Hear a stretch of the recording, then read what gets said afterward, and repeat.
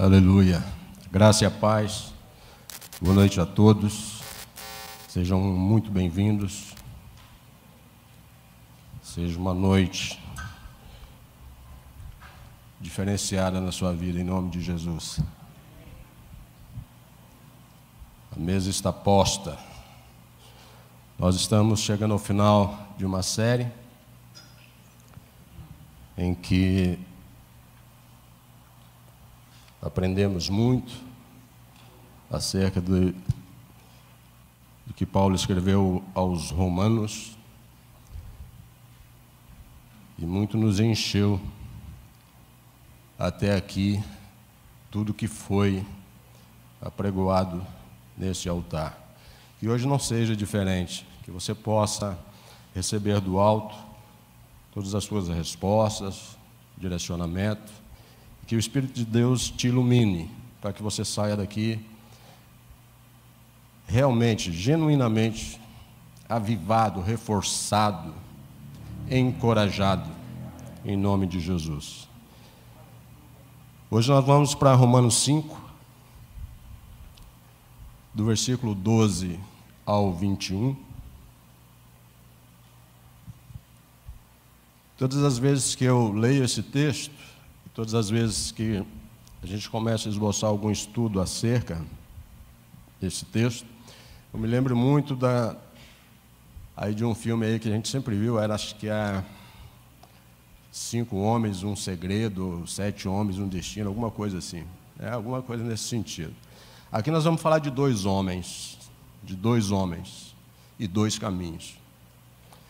E é muito interessante como Paulo traz de forma muito coesa, muito transparente, muito exata, a título de comparação, a título de quem é Adão, o primeiro, o último, enfim, tanta coisa para se ver. E a gente tem a responsabilidade, é um texto muito difícil, digo para vocês que sempre tem muita dificuldade, é muito difícil elaborar, e por isso eu queria pedir para você, em nome de Jesus, não desvie sua atenção, não foque, e qualquer dúvida, qualquer pergunta escabrosa, pode procurar aí pastor Morita, que ele está afiado no negócio. Fábio também está aí de plantão para nos ajudar, pastor Natanael, está todo mundo aí, né? O que não falta aqui é gente estudiosa. Enfim, Romanos 5, a partir do verso 12 ao 21 está escrito. Eu queria te incomodar um pouquinho. Em nome de Jesus, não é incômodo. Queria que você ficasse de pé para a gente ler a santa palavra.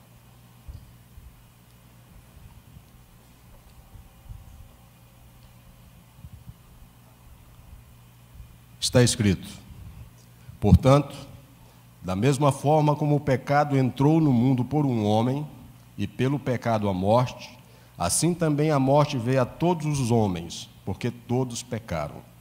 Pois antes de ser dada a lei, o pecado já estava no mundo. Mas o pecado não é levado em conta quando não existe lei. Todavia, a morte reinou desde o tempo de Adão até o de Moisés, mesmo sobre aqueles que não cometeram pecado semelhante à transgressão de Adão, o qual era um tipo daquele que haveria de vir.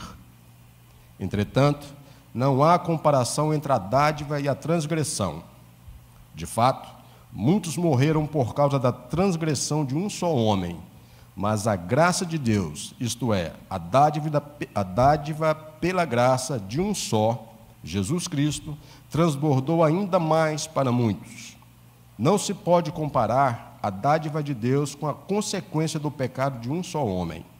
Por um pecado veio o julgamento que trouxe a condenação, mas a dádiva decorreu de muitas transgressões e trouxe justificação. Se pela transgressão de um só a morte reinou por meio dele, muito mais aqueles que receberam de Deus a imensa provisão da graça e a dádiva da justiça reinarão em vida por meio de um único homem, Jesus Cristo. Consequentemente, assim como uma só transgressão resultou na condenação de todos os homens, assim também um só ato de justiça resultou na justificação que traz vida a todos os homens. Logo, assim como por meio da desobediência de um só homem, muitos foram feitos pecadores, assim também por meio da obediência de um único homem, muitos serão feitos justos. A lei foi introduzida para que a transgressão fosse ressaltada, mas onde aumentou o pecado, transbordou a graça, a fim de que, assim como o pecado reinou na morte, também a graça reine pela justiça para conceder vida eterna, mediante Jesus Cristo, nosso Senhor. Aleluia. Amém. Senhor, nós entregamos a Ti todo o nosso coração, nosso ser, a nossa vida. E neste momento, Pai, que Teu Santo Espírito nos ilumine, nos dê discernimento e entendimento de tudo aquilo que Tu queres, que nós saiamos aqui convictos, Pai, firmes, com andar certo, correto, de toda a Sua vontade sobre as nossas vidas, Pai. Seja feito aqui tudo aquilo que Tu queres que Tua igreja ouça e tudo aquilo que Sua igreja pratique, em nome de Jesus. Eu oro, Te agradeço, em nome de Jesus. Amém. Graças a Deus. Amém. Um criminoso, ele pode estar no fundo de uma mina e você, que não é criminoso, pode estar no pico de uma montanha, que mesmo assim, qualquer um, ou você ou esse criminoso, é incapaz de tocar estrelas. Não se alcança, nós não podemos alcançar a justiça exigida por Deus, por mais que nós procuremos subir de alguma forma. Quando eu comecei a ler esse texto, eu fui remetido a uma questão de perdão e justificação. Perdão é a remoção da nossa injustiça, né? É aquilo que nos faz despir do pecado, a qual nós todos abundantemente fazemos. E justificação é o ato de alguém se revestir da justiça de Deus, porque a provisão vem disso, vem de Deus, e essa provisão da justiça que te reveste, ela é perfeita. A pessoa que pôs a confiança em Cristo, há uma hora atrás, ela está tão justificada quanto você que já há 30, 40, 50 anos chega a Jesus. Não é o tempo. A justificação, ela resolve todo o problema do nosso pecado. A justificação resolve. E resolve também o problema da nossa culpa.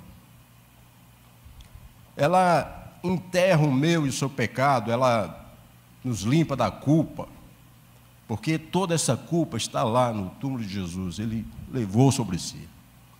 Olha, muitos perguntam, como pode um homem morrer pelo mundo inteiro? Já ouvi muitas pessoas perguntarem, como pode um homem morrer pelo mundo inteiro? Um homem pode tomar o lugar de um outro, né? Mas morrer pelo mundo, isso é contrassenso. Mas vejamos a verdade que há nisso. E se isso é verdade? Ninguém gosta da ideia de ser chamado de pecador. Ninguém gosta dessa ideia, por mais que o seja. Mas nós temos de encarar o que somos. Nós temos que olhar para nós e nos encarar. Paulo diz em Romanos, aqui nesses versículos, dos 12 ao 21, que nós nascemos pecadores. Não fomos consultados se queríamos vir a este mundo. Nós não fomos consultados. Um dia nós despertamos para a realidade do que nós estávamos sujeitos e, de repente, lá estávamos nós com uma natureza pecaminosa.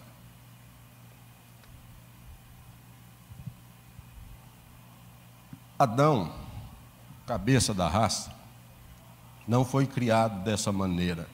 Se você voltar lá em Gênesis, lá no primeiro capítulo, à altura do versículo 26, Adão não foi criado dessa maneira, né? Ele pecou de forma voluntária, pecou voluntariamente. Ele não foi criado por pecado. Ele voluntariamente pecou. A sua natureza pecaminosa passou, né, a todos nós. Nós pecamos porque herdamos a semente do pecado. De um lado, nós temos Adão, né, o cabeça da raça natural. E de um outro, nós temos Cristo, a cabeça da raça espiritual. Então, me acompanhe. Olha, uma nova criação, né? Quando nascemos no corpo, nascemos descendentes de Adão. Temos uma natureza ruim, pecaminosa. Quando nascemos na família de Deus, por meio de Cristo, nós recebemos a natureza de Cristo, que é santa. É uma pena que muitos não entendam isso, não vivam isso, e brincam com isso. Nas palavras da Escritura, está assim: porque assim como em Adão todos morrem, assim também todos serão vivificados em Jesus. Eu não escolhi ser descendente de Adão. Eu não escolhi ser descendente de Adão, nem você. Ninguém escolheu ser descendente de Adão. Mas nós podemos escolher ser filhos de Deus. Então é hora de fazer a melhor escolha. E eu vou começar perguntando para você de que lado você está. De qual Adão dos Adões aí você está? De qual lado você está? Não podemos fazer uma primeira escolha, mas podemos fazer uma assertiva, definitiva. Podemos escolher ser filho de Deus e ponto final. Se pela ofensa de um só morreram muitos, a justiça de um homem tornou possível a toda a raça, a toda a humanidade se livrar da condenação. E isso é um fato. O versículo 15 desse capítulo 5, que está aí, enfatiza isso. Ora, veja, um pecador em Adão, um filho de Deus em Cristo. Então, é por aí. É como se nós disséssemos assim: temos dois homens, dois destinos. Parece nome de filme, né? O texto que nós vamos abordar é um dos mais difíceis e, ao mesmo tempo, um dos mais importantes da epístola. Alguns estudiosos concordam que a analogia que Paulo traça entre Adão e Cristo é uma das mais difíceis e complexas passagens nessa epístola. E é verdade, é muito densa, muito condensada. Mas outros, porém, eles consideram que aqui há um clímax da discussão da doutrina da justificação pela fé e também a introdução ao exame da doutrina da santificação. E quando nós falamos de doutrina, o negócio começa, né? É meio que norma, é meio que tem que ser assim, né?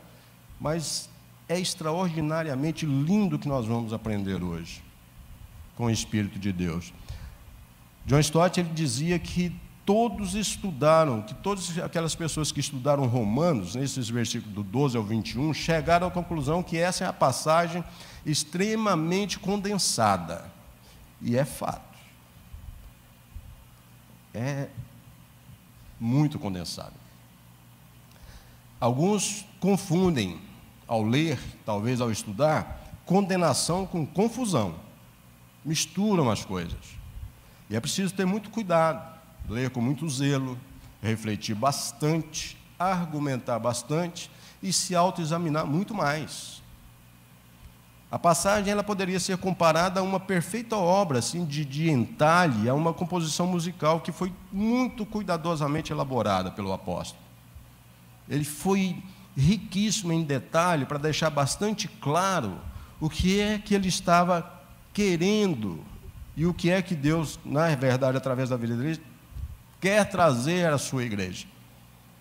Outros estudiosos dizem que há nessa passagem, e que não há nenhuma outra passagem no Novo Testamento que tenha exercido tanta influência sobre a teologia como essa aqui.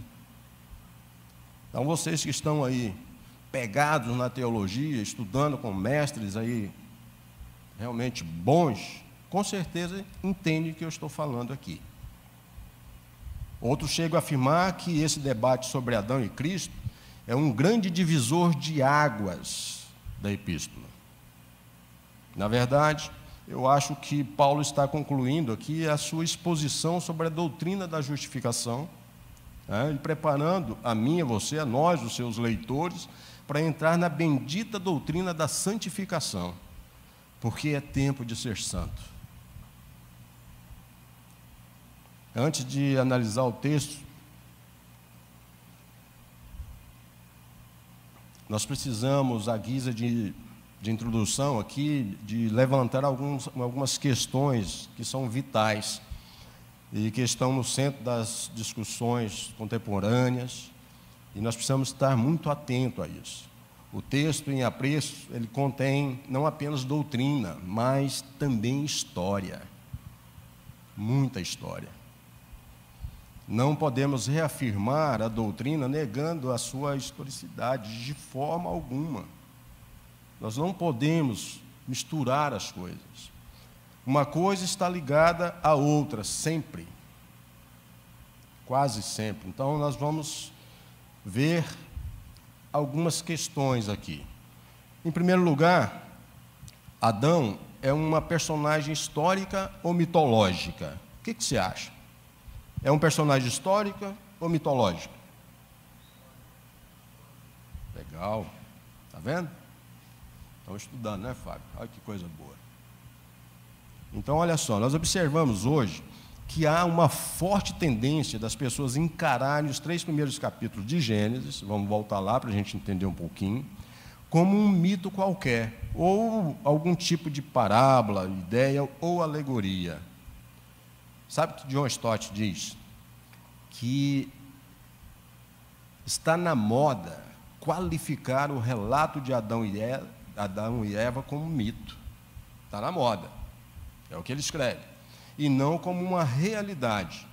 Porém, as mesmas escrituras, a palavra de Deus nos impede de pensar assim. Então, se você está embasado em palavra, você está alicerçado numa verdade que te impede de olhar para isso como um mito. A história de Adão e Eva. Nenhum texto na Bíblia, meu irmão, pode ter certeza disso. Se você tiver algum, você me diga, mas eu não consigo encontrar nenhum texto na Bíblia que incomoda mais a qualquer teólogo que seja, a qualquer estudioso que seja. Não tem um texto que incomoda mais liberais, teólogos liberais, arautos do evolucionismo, essa turma aí do que Gênesis 1, 2 e 3. Pode ter certeza. O relato da criação e a criação do homem, a imagem e semelhança de Deus, ela entra em desacordo com as pretensões do evolucionismo. Ela se contradiz lá com o evolucionismo. E sabe, com o propósito de fazer uma aliança entre o cristianismo e o evolucionismo. Até é ruim a gente estar falando isso, mas é preciso, né, desse evolucionismo darwiniano. Alguns estudiosos contemporâneos abraçaram o evolucionismo e não abriram mão. E daí, meu amigo, vem muita coisa, um evolucionismo teísta, muita coisa complicada, que acaba misturando muito a cabeça de quem não gosta muito de estudar e buscar a verdade. E aí a coisa começa a ficar um pouquinho complicada. Um outro estudioso diz que, para ser válida a argumentação do apóstolo Paulo aqui em Romanos 5, ele depende da forma absoluta do fato de que, assim como Jesus foi uma pessoa histórica, né, também Adão foi uma pessoa histórica. Não pode haver paralelo correto entre um Adão mitológico, preste atenção nisso, e um Cristo histórico. Não tem como. E estou dizendo tudo isso para você, para que você entenda, ao adentrarmos ao texto, do que nós vamos falar.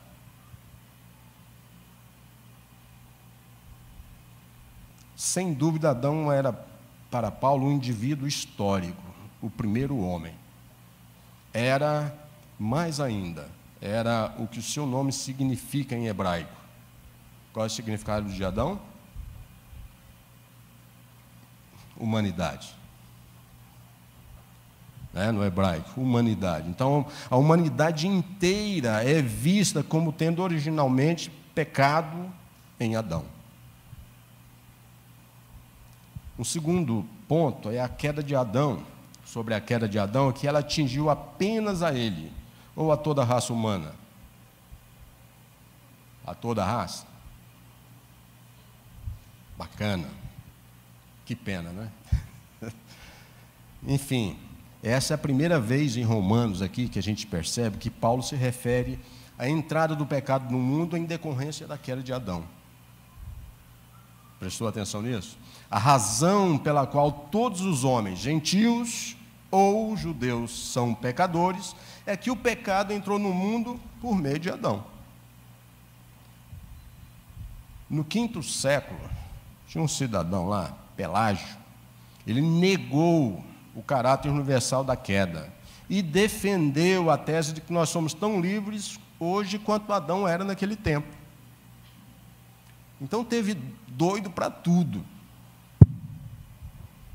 E por isso, muitas das vezes, o estudar, teologicamente falando, tem que estar muito firme na fé, porque senão o cara pira.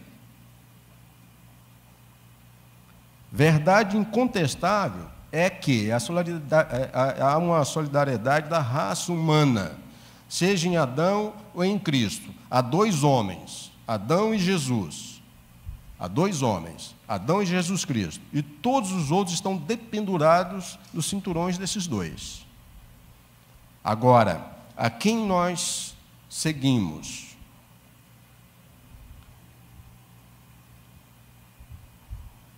Há um outro estudioso que diz que todas as pessoas que estão em Adão por nascimento, ou em Cristo pelo novo nascimento e pela fé, entendem bem isso. Paulo não pensa aqui na humanidade como uma reunião de indivíduos ao acaso, mas como uma unidade orgânica. Parece que o foco, o olhar do apóstolo é esse, né? Um único corpo sobre uma única cabeça. Essa cabeça é Cristo ou Adão. E são bem conhecidas as palavras de muitos estudiosos que citam: nenhum homem é uma ilha. Nenhum homem é uma ilha completa em si mesmo. Nenhum homem. Eles são categóricos em afirmar isso. Todo homem é um pedaço de continente. Né? E é interessante esse comparativo, porque isso faz parte de um todo. Quando você faz parte de um pedacinho do continente, você faz parte de um todo. Agora, olha só, se um bloco de terra é arrastado pelas águas, o território fica diminuído, não é verdade? Seja em qualquer circunstância for, em qualquer país for, se a coisa é arrastada, vai diminuindo. Então, acompanha comigo aqui. A gente pode concluir, nesse ponto, a gente pode concordar com a afirmação desse estudioso aqui. Uma teologia completa do pecado, ela deve girar em torno de solidariedade racial, quanto da responsabilidade pessoal. Você sabe por que tem muitos problemas hoje? Porque as pessoas não observam mais isso. Porque isso não é ensinado nas igrejas. Porque isso está sendo passado às carreiras, porque é chato de estudar, porque é difícil de entender, porque é mais fácil ouvir glória a Deus e aleluia, e lá, e papai. Aqui a gente não tem sentido de por que aconteceu, quem é e quem foi. E é chato a questão da história. Já passou, não tem nada a ver com isso, tem tudo a ver, porque hoje o Espírito de Deus vai falar da sua história. É da sua história que Deus vai falar com você hoje. É sobre a sua história. É você que escreve a sua história. E aqui nós vamos aprender pontos a quem nós devemos ancorar ou não. Então, que nós possamos ser felizes ao ponto de entender e perceber o que Deus quer esta noite através da minha e da sua vida aqui. Vamos lá?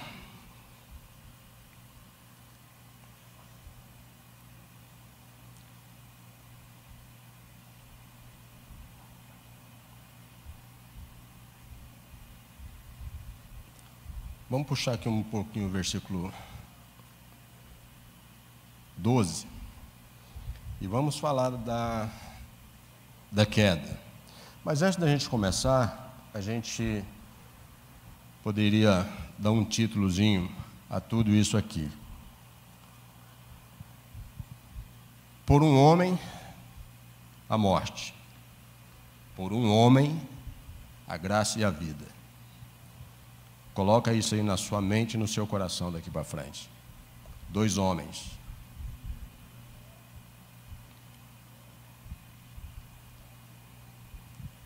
O destino você vai escolher. Tá certo? Então vamos nós. A queda da raça humana em Adão há de se observar 2 verdades que precisam ser destacadas. E o apóstolo Paulo aqui, ele traz no texto essas verdades. Em primeiro lugar, a realidade da queda de Adão, que está no versículo 12. A queda de Adão foi o maior desastre da história. Dessa queda decorrem todos os desastres subsequentes. 3 fatos aqui sobre essa queda merecem a nossa atenção. O pecado, ele entrou no mundo por um homem. Olha o versículo 12. Ele entrou pelo mundo por um homem. E embora o pecado já tivesse ocorrido no mundo angelical, com a queda de Lúcifer, né? Você conhece a história. Na história humana, o pecado foi introduzido pela queda de Adão. O pecado é uma conspiração contra Deus. E a gente não pode se cansar de repetir isso. Pecou, você está conspirando contra o que é sagrado, contra Deus. É o pecado a transgressão da lei divina. Isso é pecado. Um ato de rebeldia é o pecado contra Deus. É desobedecer a quem te criou. Tendo livre-arbítrio, tornou o homem escravo do pecado. E por meio do seu pecado, ele precipitou, né, toda a raça no estado de rebelião contra Deus. Pecado aqui, quando o apóstolo escreve, quando ele traz aqui, pecado aqui não é um mero ato. Não é um mero ato, mas um poder vivo, hostil, mortal. O crente vive aí, né? O salário do pecado é a morte.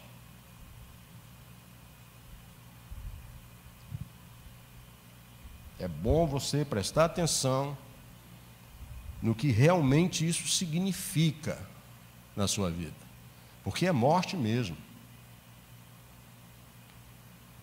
É o pecado na sua plenitude, um princípio de revolta que resulta em muitas ofensas.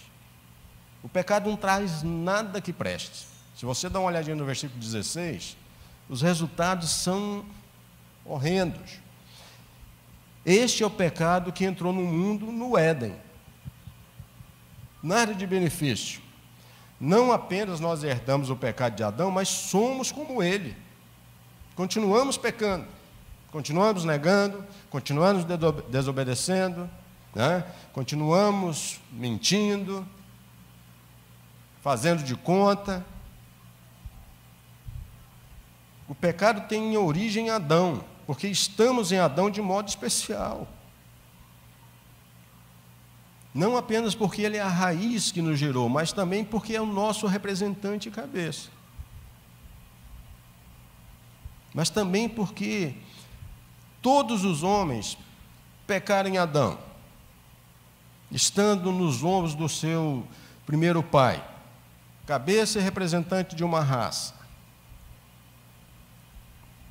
Em 5 ocasiões, a gente percebe aqui entre os versículos 15 e 19, uma verdade de que pelo pecado de um único homem, todos nós pecamos repetidamente. Continuamos a fazê-lo. Pela ofensa de um só, olha o versículo 15, morreram muitos. E nós continuamos, estamos dando continuidade a isso. Estamos nos matando pelo erro. O julgamento derivou de uma só ofensa para a condenação. O versículo 16 é claro. Pela ofensa de um e por meio de um só, reinou a morte. Um só homem. Versículo 17. Por uma só ofensa, veio o juízo sobre todos os homens para condenação. Eu já estou ficando com raiva desse Adão. E aí a gente olha e nós o somos. Muitas vezes. Pela desobediência de um só homem, muitos se tornaram pecadores. No versículo 12 ele ainda traz: a morte ela entrou no mundo pelo pecado. A morte é como o outro lado do pecado. É onde vive o pecado, a morte vive no pecado. Onde o pecado reina, ele reina pela morte. A coisa não é legal, né? Olha o versículo 21. Reinado de morte. Quando o pecado ordena, né, a sua moeda corrente de pagamento é a morte. O salário desse pecado é morte. Se você for um pouquinho adiante, lá no capítulo 6, você vai confirmar isso lá. O pecado é uma existência desolada sem vida. Não te leva a nada. É desconectado da vida. O pecado é morte. O pecado e a morte são correlatos. Não dá para desvencilhar. Está grudado. Viver no pecado é viver na morte. Não dá para separar. O ato do pecado, ele abrange toda a morte que flui dele. Pecou, vai fluir dele em você o resultado. Nada flui dele, exceto a morte. Nada mais flui do pecado que não seja a morte. Não sai nada desse miserável pecado que não seja danoso para você. O pecado é a mãe da morte, a morte é filha do pecado e, ao mesmo tempo, seu juízo contra ele. Olha isso. Você já pensou nisso? A carranca da morte, ela não seria conhecida na história humana, não tivesse entrado no mundo o espectro do pecado. Pecado mata. E tem gente doido para morrer mais cedo.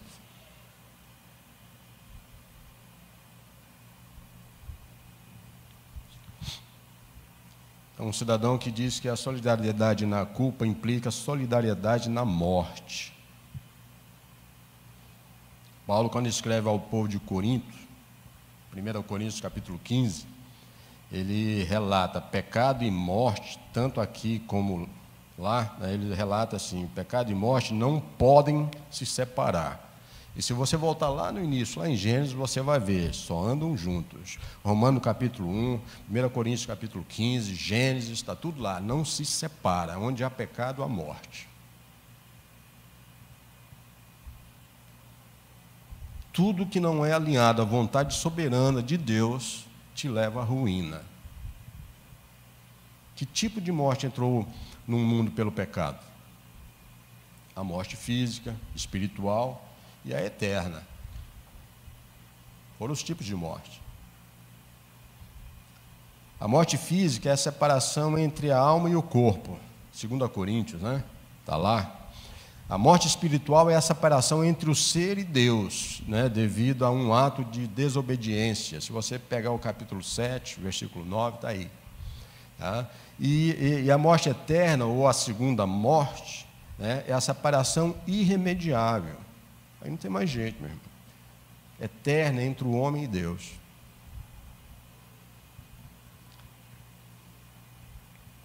Aqui a gente vê que se trata da ida da alma e do corpo para o inferno. O Evangelho de Mateus, capítulo 10. O crente parece que fala muito de diabo, né? Mas não leva muito a sério o inferno. Porque a gente tem visto coisas que nós estamos banalizando o que é viver em Deus. A morte sobreveio a todos os homens, nesse versículo 12. Forte esse versículo. Porque todos pecaram em Adão, e porque o salário do pecado é a morte. O tempo todo as Escrituras vêm falando sobre isso. A morte passou a todos os homens, uma vez que todos pecaram. Todos. Então ela atinge a todos, sem distinção e sem exceção. Então não tem eu ou você, ou fulano ou beltrano, aquele que tem posse ou que não tem posse, são a todos. Nós estamos falando de humanidade, de um todo. Repousa, né? Que parece que o pecado ele repousa assim de uma forma gélida, né? Sobre ricos e pobres. Não tem distinção. É sobre reis e vassalos. É sobre negro, branco, amarelo, qualquer um. Servos, chefes, doutores, analfabetos, qualquer um. Pequenos, grandes, importantes, velhos, crianças, religiosos, ateus, todos. Não podemos nos esconder da morte. Ela será o último inimigo a ser vencido. Outro ponto é a consequência da queda de Adão. A transgressão de Adão, ela trouxe pecado. Ela trouxe morte, trouxe condenação a toda a raça humana. Então vamos destacar aqui 4 pontos bem importantes no que esse erro, né, esse pecado de Adão nos trouxe. O pecado de Adão, ele impôs, se você observar, ele impôs o reinado da morte antes da lei. Versículo 13 e 14. Paulo ele já havia feito uma distinção entre o pecado sem lei e o pecado sob a lei, lá no capítulo 2 de Romanos. Tá? Agora, aqueles que viveram antes, né, de outorgar da outorga dessa lei, né, no Sinai, mesmo não pecando contra proibições específicas, pecaram contra a lei da consciência. Isso é confuso? Não. É só você observar.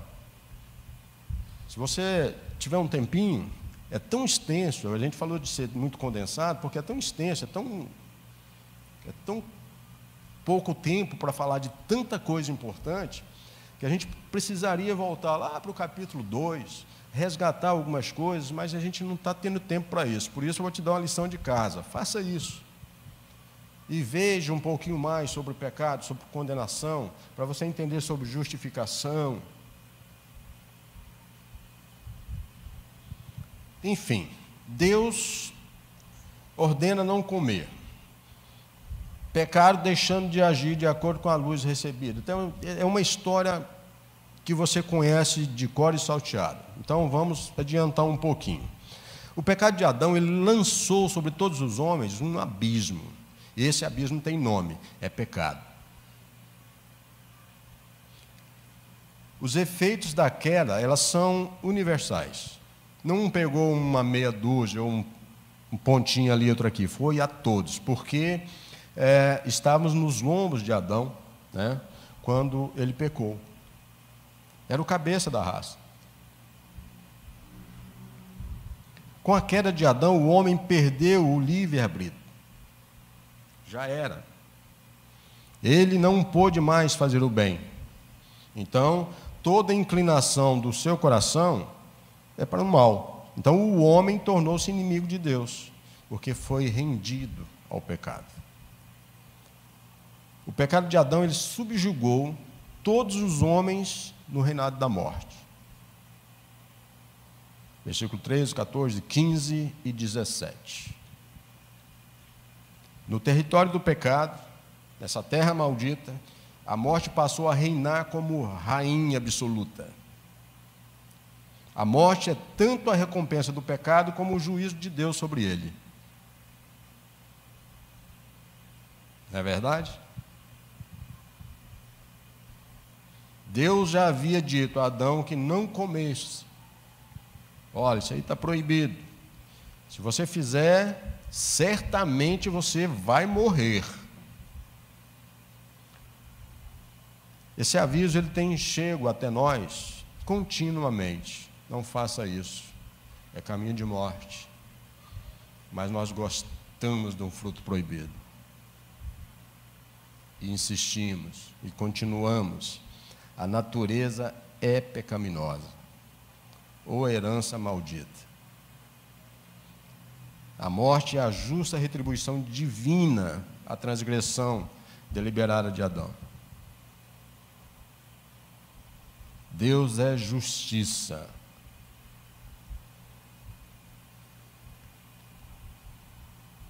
O pecado de Adão, ele sentenciou todos os homens como culpados, condenados ao juízo, ou no juízo, melhor dizendo. Versículo 16 e 18. O pecado não é algo neutro ou inofensivo. Ele é maligníssimo. Pensa numa coisa mal. Eu não encontro um adjetivo suficientemente forte para dizer para você o que é um pecado. Ele é tão ruim que quando eu penso nos meus eu me envergonho, eu não tenho coragem de me olhar. É um atentado. Quando eu me olho como homem pecador, é um atentado conspirando contra um Deus que só me deu vida, só me dá vida. E conspirar contra isso é simplesmente nojento. O pecado atrai a ira de Deus. Você já olhou para o seu Senhor e diz assim: está irado comigo, Deus? E se Ele puder, estou a tremer aí a terra em volta de você, sob os seus pés, como é que seria isso, hein? Eu estou. E como é que eu saio dessa? E diz assim, olha, Paulo diz assim, os que vivem no pecado não agradam a Deus. Antes, permaneçam sob sua santa ira. Sentença de condenação. A redenção da raça humana em Cristo é algo que nós precisamos levar muito a sério. Hoje é uma noite extremamente ímpar e especial. Você já observou essa mesa? O simbolismo de tudo isso? O que significa isso? E você já observou quando esse mesmo apóstolo nos ensina a fazer um autoexame, a vir a se assentar com ele, a ceiar com ele? Você já fez esse autoexame? E você já vê assim com a consciência extremamente tranquila, limpa, branda, santa, para realmente se assentar com ele e ceiar com ele?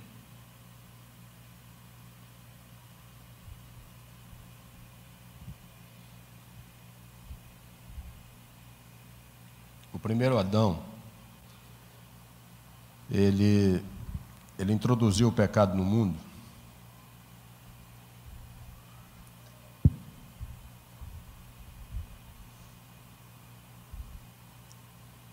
e criou uma conspiração contra Deus, uma espécie de projeto.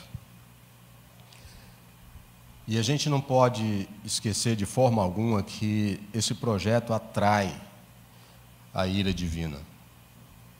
E quando nós falamos da redenção da graça, da raça humana em Cristo, a gente precisa entender que esse primeiro Adão caiu num jardim, o primeiro Adão. E o segundo Adão, gente, triunfou num deserto. Olhar para Jesus é algo extremamente diferente. Precisa ser diferente na sua vida. O primeiro Adão, ele introduziu no mundo o pecado e por ele a morte. O segundo Adão trouxe ao mundo a justiça e a imortalidade. E eu não sei por que a raça humana insiste em seguir o primeiro Adão. O primeiro Adão, ele foi expulso do paraíso. O segundo Adão nos levará de volta ao paraíso. Eu não sei por que nós trocamos isso. Porque não fazemos conta disso. Porque não abraçamos essa causa santa. Se o primeiro Adão era figura do segundo Adão, olha o versículo 14, nós precisamos ressaltar que a obra do segundo Adão foi a maior que a tragédia do primeiro. O segundo, incomparavelmente maior. A expressão muito mais, que você vê no texto que está aí na sua mão, ela é repetida 2 vezes. Muito mais. Além, muito mais. E isso indica que em Jesus Cristo nós ganhamos muito mais de tudo aquilo que nós perdemos lá com o primeiro Adão. É tão difícil entender isso.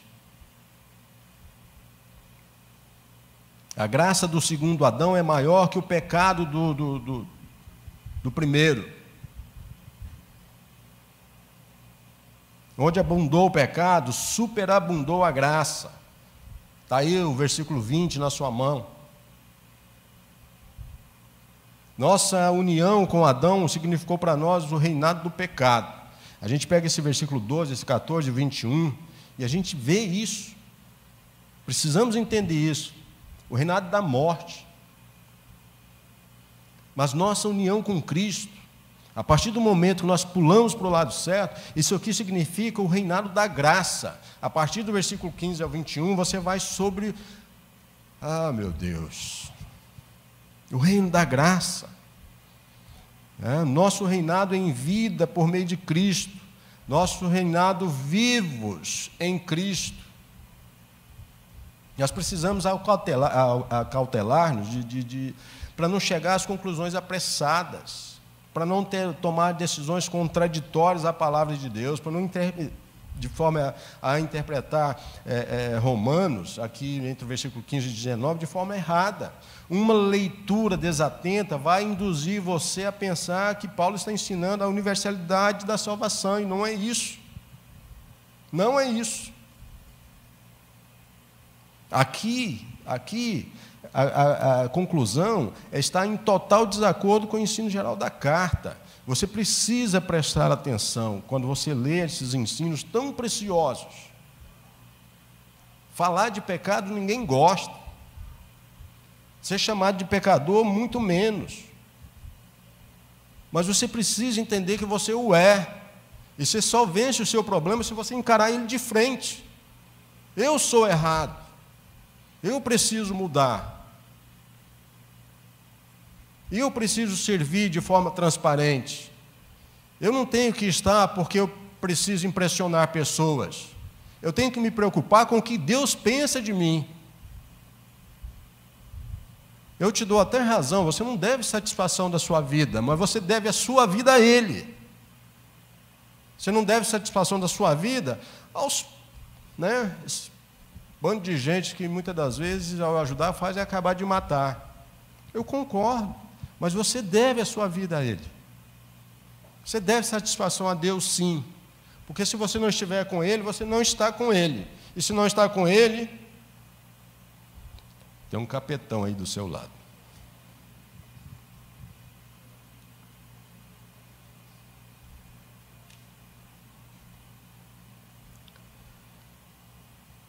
Falamos de Adão e Cristo.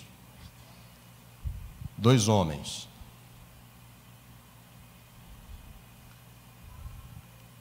E quando nós falamos desses dois homens, eu percebo 5 contrastes. Agora vamos falar de contrastes entre Adão e Cristo. Do versículo 15 ao 21. O primeiro contraste entre a transgressão de Adão e o dom gratuito de Cristo. Olha esse versículo 15. Um segundo contraste está entre as consequências do pecado de Adão e as consequências da obediência de Cristo. Versículo 16. Um terceiro contraste está entre os dois reinos, que a gente vê no versículo 17. Um quarto contraste está entre o ato único de Adão e o de Cristo. A gente vê no versículo 18 e 19. E um quinto contraste está entre a lei e a graça. Versículo 20 e 21. Tem muita coisa para estudar, né? Para perceber. A semelhança entre Cristo e Adão baseia-se no desenrolar dos acontecimentos que a gente vê aqui. Nos dois casos, muita gente foi atingida pelo ato de apenas um homem. Esta é a única semelhança entre eles. E eu vou repetir isso para você. A única semelhança entre Cristo e Adão. Preste atenção. A semelhança entre Cristo e Adão está baseada no desenrolar dos acontecimentos que a gente vê nesse texto, aqui, nesses versículos que eu mencionei. Nos dois casos, muita gente foi atingida pelo ato de apenas um homem. Esta é a única semelhança entre esses dois homens. Deu para entender? Você vai entender. As diferenças entre a decisão de Adão e a decisão de Cristo, elas são 3. A motivação,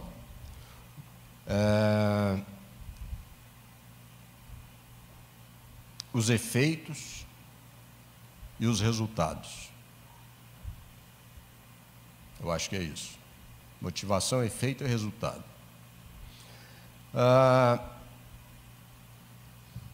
A razão pela qual Adão pecou difere completamente da motivação da morte de Cristo.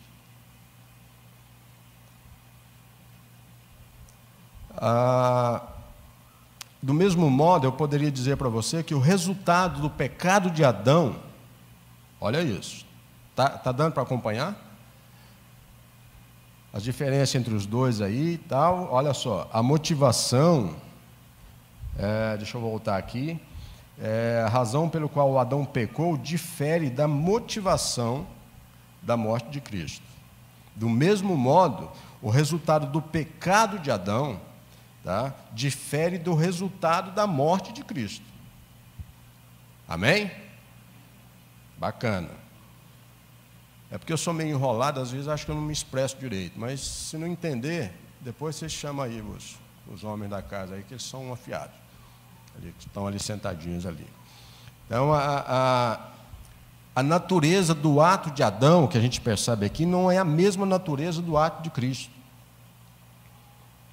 Em relação ao contraste entre o primeiro e o segundo, a gente pode destacar 3 aspectos. Em primeiro lugar, Cristo foi diferente de Adão quanto à motivação da sua obra. Foi ou não foi? Totalmente. Né? Adão pecou, levou a raça a pecar por causa do seu egoísmo. Lá Adão, ele queria fazer a sua vontade, né, em detrimento aqui da vontade de Deus. Não, primeiro a minha vontade, depois eu converso com Deus lá. Agora, acerca do segundo Adão, acerca de Jesus, embora fosse Deus, sabe o que a palavra diz? Esvaziou-se, humilhou-se, e mesmo suando sangue, prontificou-se a fazer não a sua vontade, mas a vontade do Pai. Não dá nem para comparar.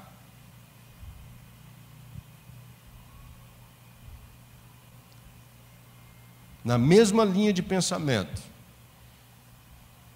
o grande John Stott diz o seguinte, que a transgressão ou ofensa foi um ato de pecado. A palavra significa a queda ou desvio do caminho. Quem não quer andar seguro, segue o primeiro. Seguiu o primeiro. Adão conhecia muito bem o caminho porque Deus o havia indicado. Quem indicou o caminho foi Deus. Mas quando ele se extraviou, aí ele se ferrou. E essa palavra é válida só lá? E nós aqui, que estamos sendo direcionados e não queremos andar no caminho reto. O segundo ponto é que Cristo foi diferente de Adão quanto aos efeitos imediatos da sua obra. Efeitos imediatos. Versículo 16. Bastou a transgressão de Adão para precipitar toda a raça morro abaixo, né? Abismo abaixo. Foi, né? Pá e queda, condenação. O pecado do primeiro trouxe julgamento sobre toda a raça. Nele caímos, nele fomos, seremos julgados.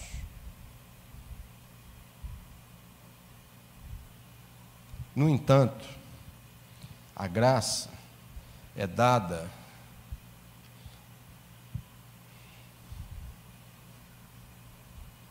quando Cristo olhou para mim, quando Cristo me resgatou. Que amor é esse, gente? Quando Cristo, como passou a ser o meu representante, o meu fiador, vamos falar melhor? Quando Cristo passou a ser o nosso fiador, o nosso representante, quando Ele foi à cruz por mim e por você, quando Ele se entregou por mim e por você, pelas nossas transgressões, quando Ele nos fiou para nos dar vida, quando Ele carregou no seu corpo sobre o madeiro todos os meus e os seus, os nossos pecados. Na verdade, ele foi feito pecado por nós. A palavra diz que Ele foi ferido de Deus, moído, traspassado por nossas iniquidades, para nos dar justificação. Adão trouxe condenação, a obra de Cristo trouxe justificação. Trata-se de uma oposição absoluta entre a condenação e a justificação, entre a morte e a vida. Escolher não é tão difícil, não é tão difícil. Um terceiro ponto, Cristo foi diferente de Adão quanto aos resultados finais da sua obra.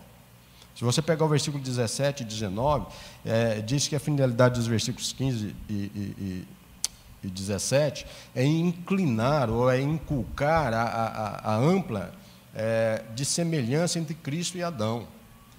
E faz todo sentido. Antes de ser feita a comparação formal entre eles, no versículo 18, a gente pode destacar 3 pontos aqui, absolutos.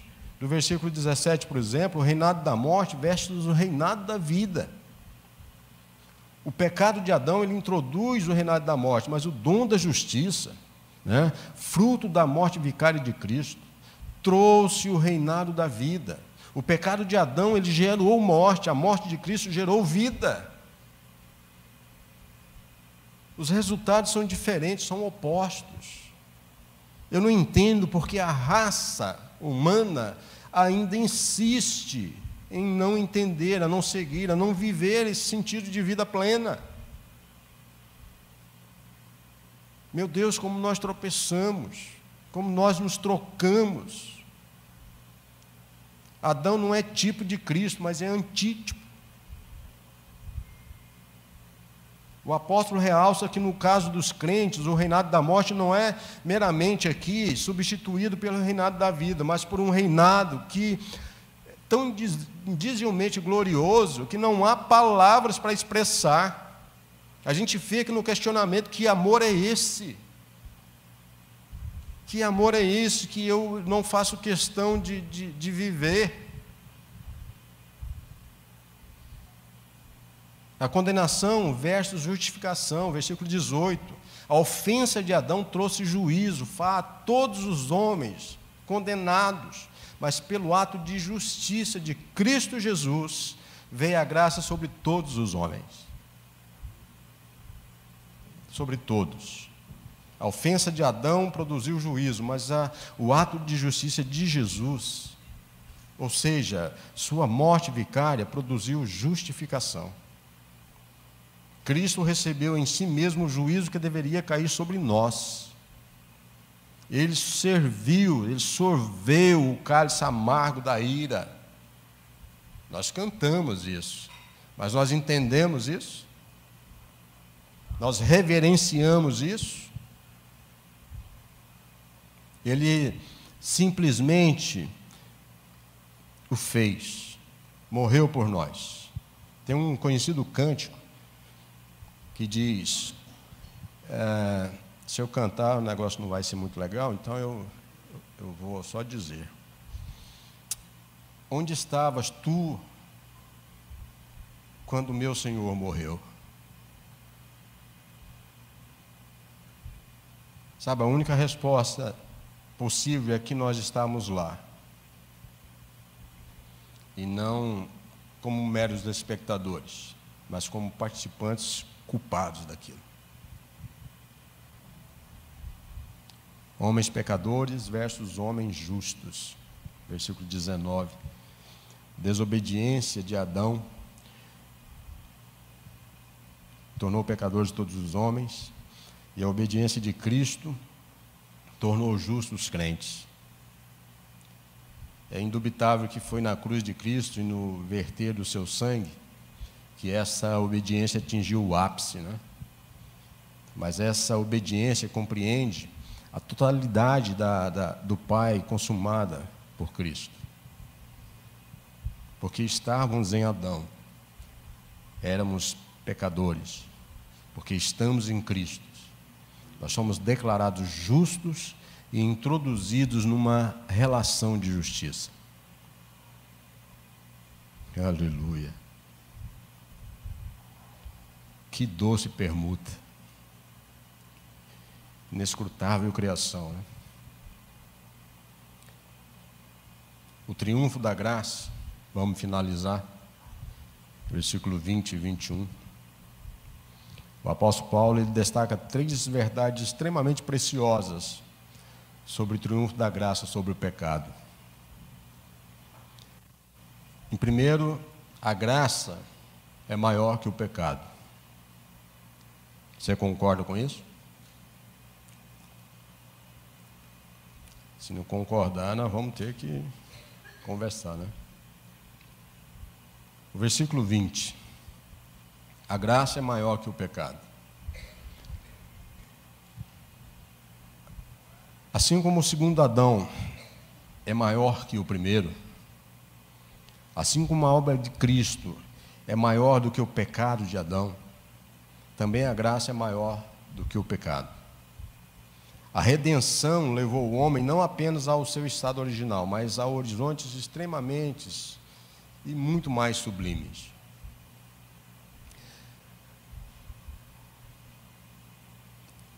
A graça não somente restituiu o que nós havíamos perdido, mas nos colocou numa posição superior.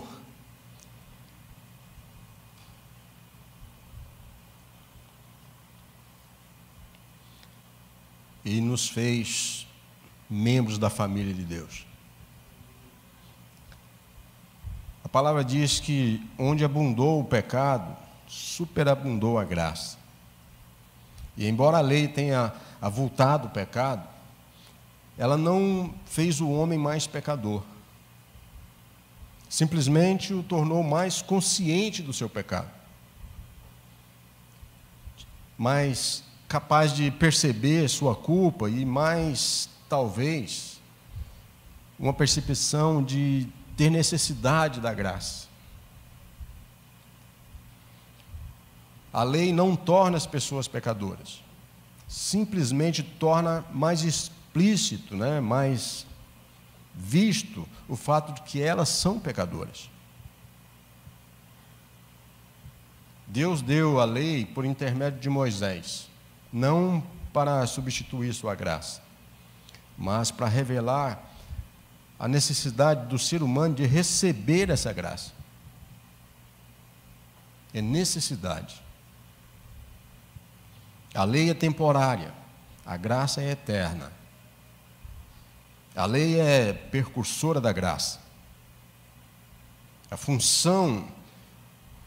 sua função não é nos livrar do pecado, mas nos tomar pela mão como um porto seguro para nos livrar do pecado e nos levar a Cristo.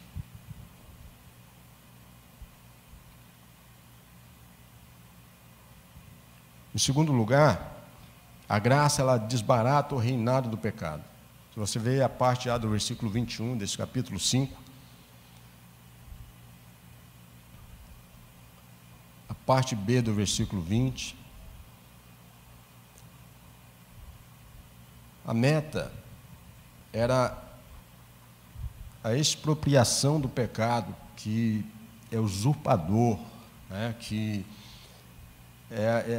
seria e talvez a substituição do reino pelo reino da graça.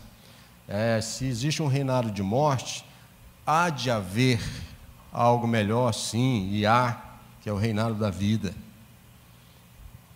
O reinado da graça pela justiça, ele destrona o reinado do pecado pela morte. Esses dois reinos não podem coexistir. Não há como. Eles são excludentes. O reino da graça, ele trouxe salvação do pecado, e não no pecado. Ele trouxe a salvação do pecado, e não no pecado. O conselho é: não peque mais. Sempre. Pelo reino da graça, nós somos salvos da culpa do pecado, na justificação, do poder do pecado na santificação e da presença do pecado na glorificação. Você precisa pegar essas coisas que parece que são simplesmente rimas, coisinhas bem colocadas, e entender o ensino. Não estamos brincando de ser crente, de crer em Jesus. A graça não libertou, nem podia libertar cativo realmente culpado, sem pagar o resgate. Ela não passou por cima da justiça. A graça não. Ela não ignorou as exigências da justiça divina. Ela reina por provisão de um Salvador, um único homem, que sofreu no lugar dos culpados. Pela morte de Jesus, plena compensação foi apresentada à lei e à justiça de Deus. A graça, em um terceiro ponto, a graça não apenas anula a sentença da morte, mas dá ao homem a vida eterna. O reinado do pecado produz a morte, mas o reinado da graça oferece vida eterna mediante Jesus Cristo, o único caminho, Senhor. O Senhor Jesus recebe os que estavam condenados e mortos no palácio da graça. e Ele concede a eles o dom da vida eterna. E eu acho que quando nós expressamos isso, quando nós falamos isso, quando se apregoa isso, a igreja precisa estar viva. A linha final proferida em alto e bom som. Tatua isso, fica bem tatuada aí no teu coração. Por Jesus Cristo, nosso Senhor. É o que está escrito no final desse capítulo. Por Jesus, nosso Senhor.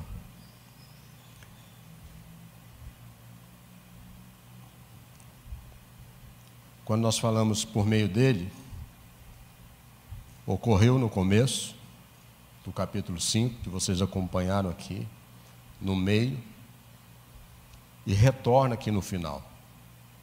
Ele proporciona uma coesão de todo o capítulo e te ensina que você precisa viver sob a graça, pela graça.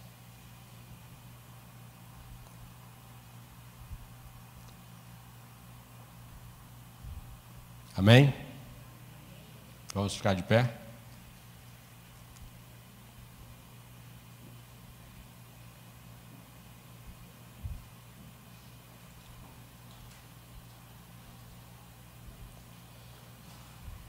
Aleluia.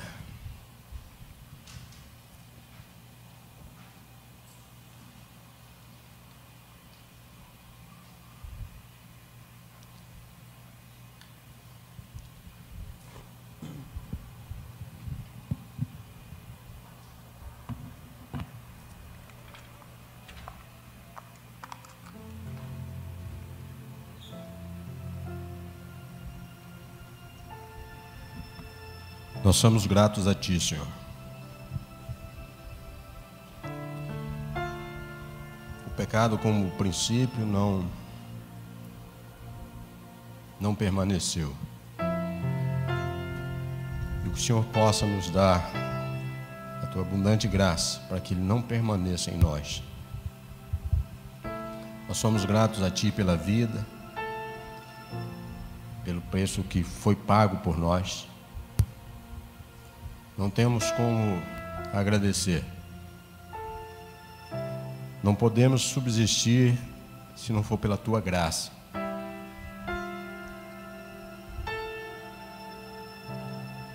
Entendemos, Deus, que o Teu querer é perfeito à nossa vida e para a nossa vida. Que verdadeiramente nós possamos abrir os nossos corações, Senhor, e plantar dentro único e exclusivamente o Teu amor e a Tua graça, Senhor. Nós possamos buscar dias melhores, olhar com mais amor, com mais humildade, com mais compreensão, que possa haver mais empatia, Deus. Temos sofrido tantas dores, e a cada dor sofrida nos enxergamos ali como uma ferramenta vital da causa. Traímos a Ti, negamos a Ti. Faça com que a nossa busca em Ti seja genuína, Pai. Não há mais tempo para brincar.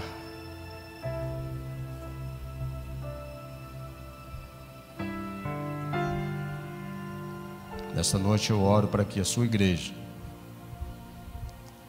na sua totalidade, Deus, esteja aberta aos Seus ensinos, ao Seu direcionamento, e que Teu Santo Espírito ilumina cada um dos Seus, resgatado do reino da morte para a vida, e que possam viver isso na sua intensidade, sendo leal, transparente, obediente, servo, e fiel. A tua palavra nos apresenta, Pai, registros cuidadosos de como podemos ser e como devemos ser. Hoje nós celebramos a vida, Deus. Um dia tão especial. Nós celebramos a vida. E hoje nós queremos te agradecer, em nome de Jesus, por tudo que tu és e por tudo que nós somos em ti. Nós oramos, nós te bendizemos, em nome de Jesus. Amém.